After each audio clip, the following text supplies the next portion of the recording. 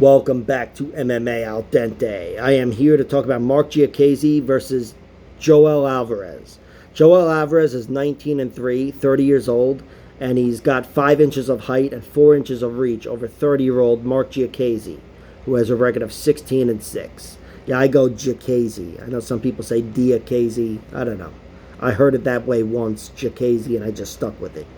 But Diakese has 6 losses, 2 via submission, 4 via decision. The submissions are to Dan Hooker and Rafael Alves. Both guys hurt him on the feet and then guillotined him. And, that's where he showed a lot of vulnerabilities pretty much in those 2 fights. But his other 4 losses are all by decision.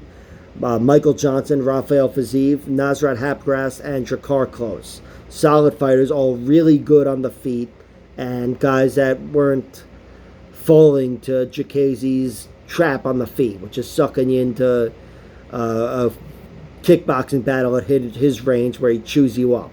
Those are all guys specifically with good hands. Johnson, Fiziev, Nasrat, and Drakkar Klose. And I do think if you have good enough boxing, you can win the kickboxing battle on the feet against Diakese. Where he's shown a little new wrinkle is lately he's been wrestling a little more. Gotten some solid wins over Slavakos, Damir Hadjovic. Guys that seem a little vulnerable there. And Diakese, a guy who's historically never been known for that, he came out of the gate like a true grappler and showed a whole new wrinkle to him as a fighter. So even though he lost that fight to Michael Johnson since those wins, I still feel like he's got a little bit of momentum here. If he's shown himself in a new light in the last year or two. And he's also got power. Got 6 TKO victories and his 16 wins. I don't know if he's the most powerful guy, but he's got some beautiful finishes. That Teemu Packalén win was just beautiful. But again, like I said, talking about whoever the fuck, Teemu Packalén doesn't have the best chin. When I was talking about Atman Azaitar last week, I brought up Teemu Packalén and said, yeah, he's been knocked out twice, that's it. But they're both horrible knockout losses. So there's a chance that guy just was fragile. Joel Alvarez, 19 and 3. He's got 19 finishes, 3 TKOs, and 16 submissions. Most impressive TKO of his came against Thiago Moises, which was just a beautiful finish. Just rocked him with every strike possible, a lot of uppercuts, and put him away against the cage. He's got 3 losses, 2 are via TKO, 1 via decision. The decision was to Damir Ismagulov. Damir Ismagulov, one of the best point fighters in the UFC, despite losing via points in his last 2 fights. But if you can't thoroughly out-grapple him, that guy, he's a problem for anybody. Arman Tsarukyan TKO'd him in his last fight. That was just a mauling.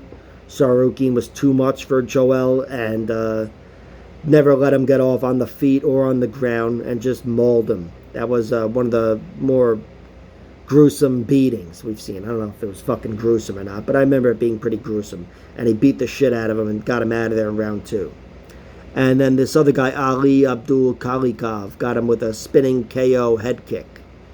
Spinning KO head kick. I wrote that down. But another strike against his chin. But Joel Alvarez, 16 subs and 19 wins. He's a submission artist first and foremost, and he's a very good one. We've seen him tap out Joe Duffy like it was nothing with a guillotine.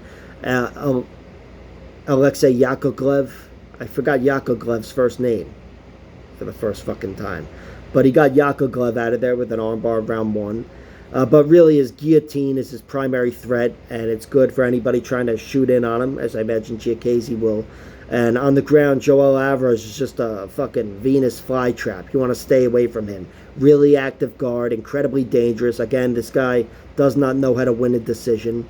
Doesn't even know how to lose a decision, really. It only happened once, and it was the Damir. Just an overall action fighter. And I think here in this fight, it's going to be Joel Alvarez's fight. I do think Diakese, if he tries to slow things down in any way, whether it's on the feet with some well-timed leg kicks, or on the ground with some smothering control, I think he's going to run into a Diakese. Mean counters on the feet, Not that Joel Alvarez is the boxer that Fiziev and Michael Johnson and Nasrat Haqparast are close, but he's got good hands and he's got longer height and reach advantages than any of those guys.